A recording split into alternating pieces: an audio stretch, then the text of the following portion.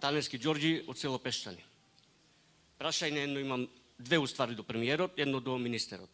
Првото прашање е многу актуелно, се работи за имоти во автокампот Градиште. Значи, земјиште по површина од 100.000 метри квадратни, кое го е во собственост на поранешни собственици, 100 фамилии негде од село Пештани, одземено пред повеќе од 60 години. Последниве години со донесување на закон за денационализација трпиме, гледаме, иако земјиштето се води на Република Македонија, стопанисуваат приватни субјекти. Од сето тоа државата нема никаква корист. Ние имавме контакт лично со премиерот, со пораки и благодарен сум што на моите пораки ќе одговореше и после полноќ или во 2 сатот по полноќ. На 3 пати. Фала многу за тоа. И сакам, пошто сме во тек, се работи, има нова комисија таму, да ме информирате докаде е работата и што побрзо да го завршиме овој наш проблем. Гледаме дека таму стопанисуваат приватен субјект, спремни сме и ние да го земиме тоа, да стопанисуваме со тоа земјиште. А државата во сето тоа нема досега корист никаква. Меѓу другото потикнато и од Градиште. Прво се голем број на наши граѓани, семејство. И го генерализиравме за сите. Овој процес на денационализација од 2001 година мора еднаш да заврши. Да. Во една ваква постапка луѓето се заглавени низ лавиринтите. Потрошија повеќе пари од колку имотот што им вреди. Донесовме одлука. Државните комисии за денационализација, општинските кои што се заедно, јавното правобранителство, управните судови, да седнеме и да завршиме. Целта ни е таму кај што ги има конечните документи, дека земјиштето е слободно, дека нема товар, дека некој не го продал, дека нема нешто изградено, да го вратиме. Затоа што на луѓето што ќе го вратиме, или они ќе го градат, или ќе го продадат некој да го гради. Прво е ресурс за развој на државата. Така заглавено е потенцијал во државата, ама не е искористен. Конечно, што и да беше, а најмногу е злоупотреби внатре, да расчистиме. Затоа сите институции ги собравме на место. Идната недела имам заеднички состанок со државната новата комисија за денационализација која што се формираше кај генералниот секретаријат и на Министерството за финансии, заедно со министрот за финансии, за да конечно ги разграничиме и почнат да се носат одлуките.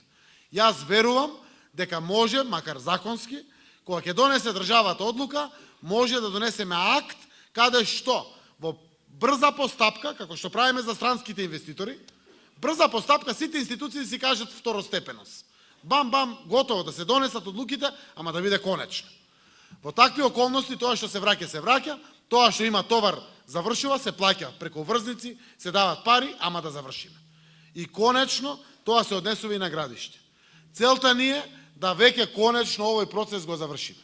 Точно е, некој купил поранешна задруга, па на основа на тоа право управува, ама доволно е. Некој има собственост. Ние ако сме демократска земја, со тенденции кон Европа, треба правата на граѓаните да ги испочитуваме до крај. Ако е земјиште наследство ставштина, тоа треба да се врати. И при тоа, после тоа, кога ќе има тапија и собственик, ако не можете сами, ќе влезе државата. Дај да видиме како да го развиеме, што да го унапредиме.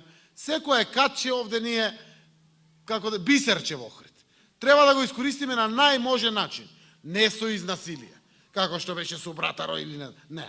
Охрид не е, не знам, Јадранско море или Егејско. Охрид е бисер, Охрид е историско богатство наше.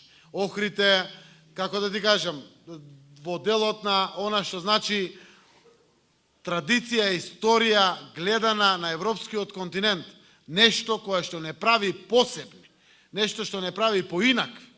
Не случајно доаѓа германски екипи овде да истражуваат во делот на длабочините да ги изнаоѓаат сите историски аспекти кои што Охрид ги носи со себе.